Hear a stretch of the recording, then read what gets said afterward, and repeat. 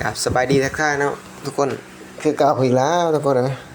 บ่ต้นกลับมาอัดคลิปเนาะทุกคนเนาะมื้อนี้บ่ต้นก็สิมาเก็บเสื้อผ้าเนาะทุกคนเนาะเริ่มแล้วได้ทุกมื้อเลยทุกคนเลยใกล้สิกลับบ้านแล้วกลับ2แล้วเนาะทุกคนเลยนับมื้อนับวันแล้วได้นับถอยหลังแล้วทุกคนเลยตอนนี้บ่ต้นก็สิมาพับเสื้อผ้าเนาะเพราะว่ามื้อนี้ก็เป็นวันหยุดของบ่ต้นนะทุกคนเลยอันนี้ก็เป็นวิดีโอมันก็แบบกระตุกนี่นะทุกคนจักมันเป็นหยังนะว่าหรือว่าโทรศัพท์น่ะสิตายแล้วบ่ทั้งมั่วทั้งกระตุกทุกคนเลย จะได้เอาจะได้ถ่ายได้เฮาก็ถ่ายไว้เนาะทุกคนเนาะอันนี้บ่ต้นกับภาพเสื้อผ้านี่ล่ะก็เสื้อผ้าก็บ่ได้มีหยังลวงลายดอกทุกคนเด้อบ่หลายดอกมันก็มีพวกอันนั้นกางเกงสิใส่ไปเฮ็ดหน้าเนี่ยทุกคนเด้อเอาเรื่องเฮ็ดหน้าเฮ็ดศอกนี่ก็บ่ต้นก็บ่ได้เฮ็ดหึงเลยเด้อทุกคนเด้อ7-8 ปีแล้วดำหน้าก็จักสิจื้อจักบ่จื้อเพราะว่าส่วนมากบ่โทษกราฟมีแต่สิกราฟช่วงแต่ก็เป็นบ้านบ่โทษนะสิกลับช่วงแต่หน้าฝนซื่อไปการกบการเกี่ยวก็ขึ้นมาหรือว่าสิกลับไปช่วงคณะช่วงสงกรานต์บ่ทนยังบ่ค่อยได้กลับเนาะ7-8 ปีบ่ได้กลับทุกคนเลยพอเรื่องดำนาก็มาเรื่องรถไถก็แฮงแล้วแหละเพราะครอบครัวบ่ทนก็บ่ได้อ่ามีเนาะทุกคนเนาะก็จนบ่สมควรนั่นแหละรถไถบ่ได้มีเนาะทุกคนเนาะ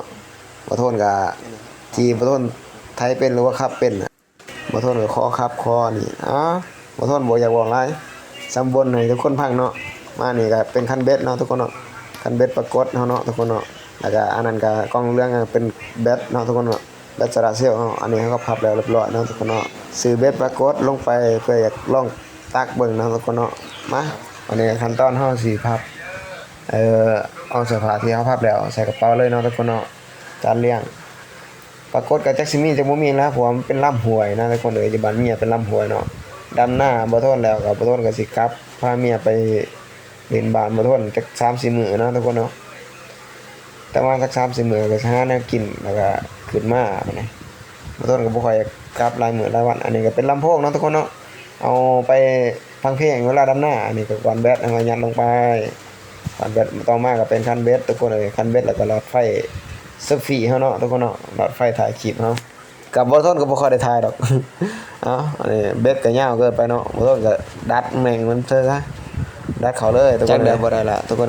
ได้บ่ได้เฮาก็ยัดเข้าไปก่อนเนาะทุกคนแล้วก็มีอันนี้ไม้เซลฟี่เฮาบ่ต้นยัดไปปึ๊บบ่ต้นลืมไปอันนี้มันก็ถอดได้นะว่าบ่ต้นลืมเนาะเก็บไว้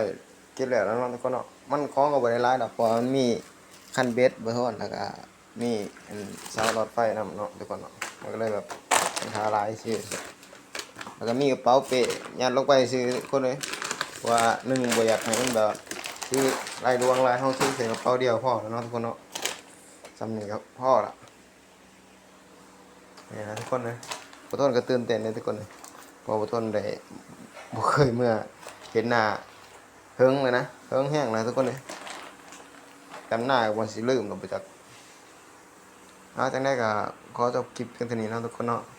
ขอตัวก่อนบ๊ายบายฝากติดตามกดไลค์กดแชร์ด้วยเด้อทุกคนเลยขอเจอทุกคนที่เข้ามาเบิ่งเด้อ